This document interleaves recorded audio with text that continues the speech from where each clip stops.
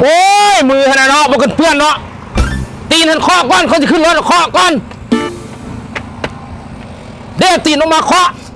เพื่อนเบื่อแล้วนะโอ้ยตายมือบอกกันเพื่อนเนาะโอ้ยแต่มันเพียนเนาะขนาดรถมือสองในนะยังซ้ำนี่เพื่อรถมือนึงจะซ้ำใดมือสองกระยาทำไมค่อยหักษาน่ะเพื่อจะหาเงินโฮมเงินซื้อได้นี่มันเป็นของง่ายๆได้หักษาให้มันสะอาดหรอบ่โอ้เจ้าไม่อย่างกันเนี่ยโอ้ยไปบอกว่าจะจับบ่อนนี่นะโอ้ยมือมึงจะดิมึงเอามือเซ็ต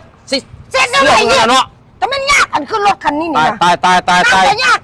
จับอะไรกับอะไรเพื่อนเบิดแล้วนะโอ้ยเส้นบอกไปละไปห้านบิวตี้ขาวยากกระดักกระดอพดไปห้านวันนี้ลงเฮ้ยเนาะกินมันซะ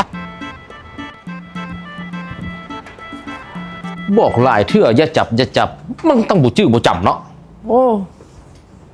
โอ้สบายดีไอ้สบายดีฮันบิวตี้ขายินดีต้อนรับไอ้อยากได้ยังบอก็อยากได้เลยบ่นี่เงือกบ่เงือกนะเมียค่ำเมียคูณนี่เลยบ่จับรถแล้วเฮ็ดเป็นหอยเปื้อนสิเอาบุรถไปผัดมากอกสิใส่หัวตีบ่รถสิขาดตีแล้วมีอันแนวเซ็ตบ่เซ็ตให้มันเงามันเลื่อมนะมีบ่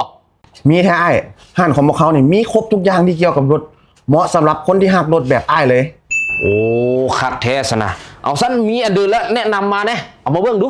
โอเคไอ้เดี๋ยวน้องพาไปเชิญทางนี้เลยไอ้มาเขี่ยวมาจักยังเนาะนี่เลยไอ้ดีที่สุดน้ำยาเสร็จเบาะน้ำเข้าจากเยอรมันแล้วยังบ่พอไอ้เบาะสะอาดแล้วจักต้องสะอาดน้ำนี่คือน้ำยาเสร็จจากน้ำเข้าจากอเมริกากาสี่เห็นปะโอ้ยปากที่แมงวันมึงจะฟ้าสดอเมริกามึงสิกาซอกกาสี่จังห้ามึงเลยเนาะเบาะงามจากสะอาดแล้วไอ้นี่เลยน้องขอแนะนำน้ำยาเคลือบสีรถเป็นฟิล์มเคลือบแก้วในตู้ป้องกันแสงแดดและป้องกันห้อยขีดขูดแสดงว่าตัวแม่กับตัวไก่ขึ้นรถเท่านี้ห้อยขีดขูดนี่มันสบายมากเลยหัวเอ๋ยเจ้าหันอยู่บ้านละอันซากตายแต่ไผเจ้าก็เบิ้งบ่ให้ตัวใกล้ตัวแบ่ขึ้นรถก็ละบ่เอาคันค่อยเฝ้าตั้งแต่รถเจ้าล่ะค่อยจะเอาตาได้แล้วมันกินไหมอย่ามาเที่ยงมากอกคุณซับหัวมันแล้วซะบ่เอาจังสิคันมันก็เทินได้มาแล้วน้องสายไอจีเฮ็ดแบบว่า